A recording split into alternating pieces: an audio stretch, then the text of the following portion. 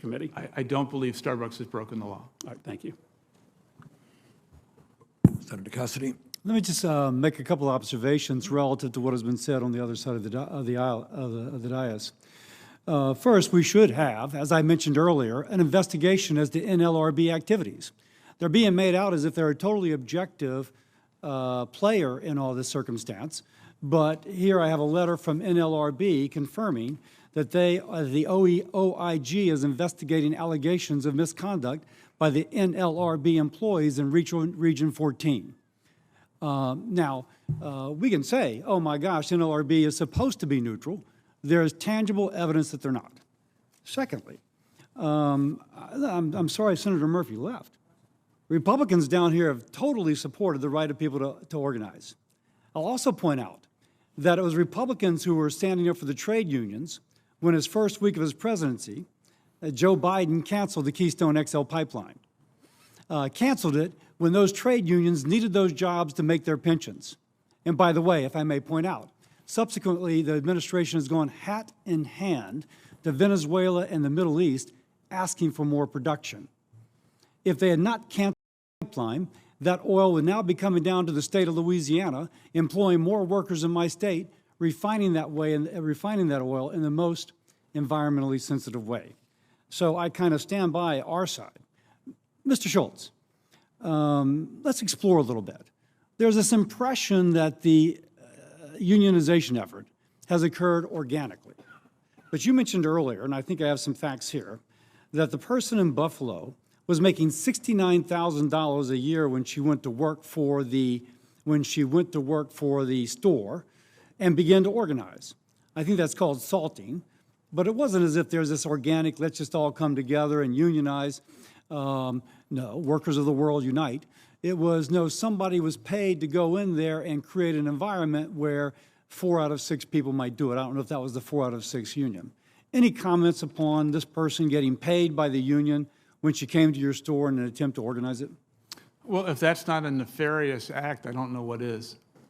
Yeah, it does seem just a little bit inorganic. Yeah. You made, or your company made in a 2023 proxy statement, that Starbucks has not been found to have violated the law as part of any enforced order of the NLRB. Now, Senator Murphy suggested that you are guilty because you've been charged, and yet you're pointing out that you've not been found to violate the law. Will you kind of reconcile those two statements? That is correct. We have not been found guilty of any violation. These are allegations. We look forward to the process that Congress has set up, and I think we will avail ourselves that these will be proven not true. Now, I just made the point, I forget if I requested this, but I would like to enter to the record the letter from NLRB confirming that they are being investigated for NLRB employees' misconduct in Region 14. Without objection. Do you have any comments upon what I feel is to be the politicalization of NLRB? From your perspective, is that a real thing? I don't really have any comment on that. I hope the committee will look closely at it. Okay. Now, there's been a lot made that contracts have not yet been achieved, so-called first contracts. I have something here from a Bloomberg report that it took, on average, 465 days for first contracts in a variety of industries to be achieved.